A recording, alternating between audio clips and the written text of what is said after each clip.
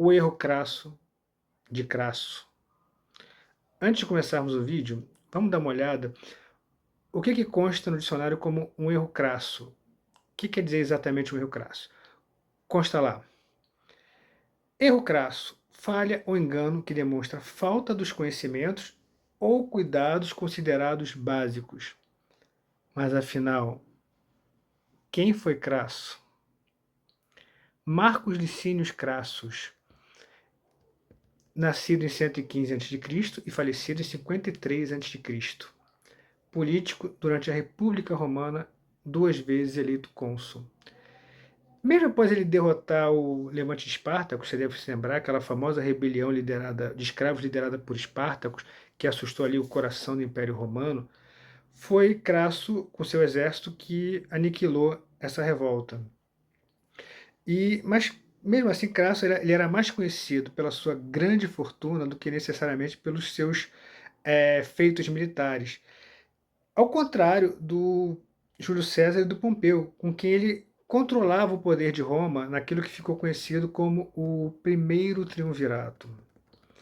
Era um período assim de que o Império Romano se expandia bastante, né? E os êxitos de Júlio César na campanha da Gália pressionavam politicamente os seus aliados, né? Aliados entre aspas, que havia uma grande rivalidade entre eles, né? Os seus aliados de triunvirato, o Pompeu e o Crasso. E visando sair da sombra tanto do Pompeu quanto do Júlio César, o Crasso decidiu buscar aquilo que seria o seu grande feito militar, a conquista do Império Parto. O Império Parto se estendia da parte oeste do Mediterrâneo, no entorno do atual Irã, do atual Iraque, até as proximidades da fronteira com a Índia e com a China. Mesmo sem autorização do Senado, sim, todas as campanhas militares tinham que ter aprovação senatorial, mas o Crasso ignorou por completo e ele, com um exército composto por 7 legiões, 50 mil soldados, um exército invicto, né? O exército romano era poder absoluto, ele avançou destemidamente, então, em direção ao exército inimigo no coração do Império Parto. E ele estava confiando demais nessa superioridade numérica, nessa capacidade do Império Romano, e com isso ele cometeu erros táticos e estratégicos muito grandes, mas acima de tudo, ele subestimou seus inimigos. Ele desprezou os conselhos de seus aliados mais próximos, ele ignorou táticas militares e, pior, ele decidiu cortar caminho por um vale estreito. Eu, que sou um leigo em estratégia militar, nem eu faria isso, né? Você, para cortar caminho, você cruzar um vale estreito, sendo que os inimigos podem estar à espreita. É básico, mas ele era tão confiante na força do seu exército que foi em frente. O importante era cortar caminho. Vamos lá.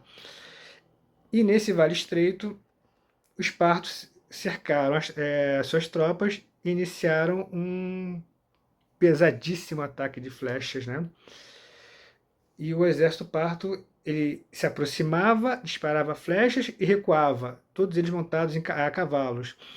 Seus cavaleiros eles tinham um domínio técnico assim, era impressionante, né? Eles atiravam cavalgando para frente e atiravam cavalgando virados para trás, né? E os romanos estavam naquele momento absolutamente incapazes de interromper essa linha de ataque. E, mas vestido na sua arrogância, o Crasso recusou a sugestão de seus oficiais subordinados para reconstituir a linha de batalha. Ele determinou então a chamada formação tartaruga, que era típica do exército romano. Mas o que é essa formação tartaruga? Vamos explicar. Olha aqui a foto aqui. Essa foto aqui mostra o que é a formação tartaruga. Ela era chamada dita barreira impenetrável. Ela é realmente impenetrável, mas ela também tem seus pontos falhos, né? Ela tira completamente a mobilidade do exército. Então, independente dessa formação tartaruga, os partos eles aproveitaram justamente a ausência dessa mobilidade romana e foram machucando as linhas de defesa romanas. E ataques pesados, sem parar, incessante. E nesses ataques, o Públio, filho do Crasso, acabou inclusive morrendo. E Crasso começou a enfrentar uma ameaça muito séria de um motim do seu exército. Então, assim, relutante, mas diante do perigo de uma revolta interna, ele acabou concordando em se encontrar com o general Parto. Então, formou-se aquela pequena comitiva, né, como era com a tradição nos grandes acordos de guerra, né? Então as duas comitivas se encontraram no meio do caminho, os exércitos ficam à margem, né, e as comitivas elas se encontram, se cruzam, né, no caminho para conversar, ver se é possível um acordo ou não. E ele montado no seu cavalo, né, o imediato do Crasso suspeitou que tinha uma armadilha ali, ele agarrou a rédea do cavalo do Crasso com uma certa, como a gente vai dizer, com um certo ímpeto. E esse movimento abrupto, ele acabou instigando assim, o temor do Império Parto e acabou resultando um conflito ali entre as comitivas. E nesse conflito, toda a comitiva romana acabou morrendo, inclusive Crasso.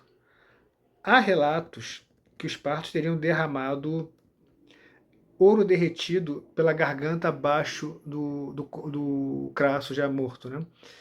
Assim, era um símbolo, né, a ganância do Crasso.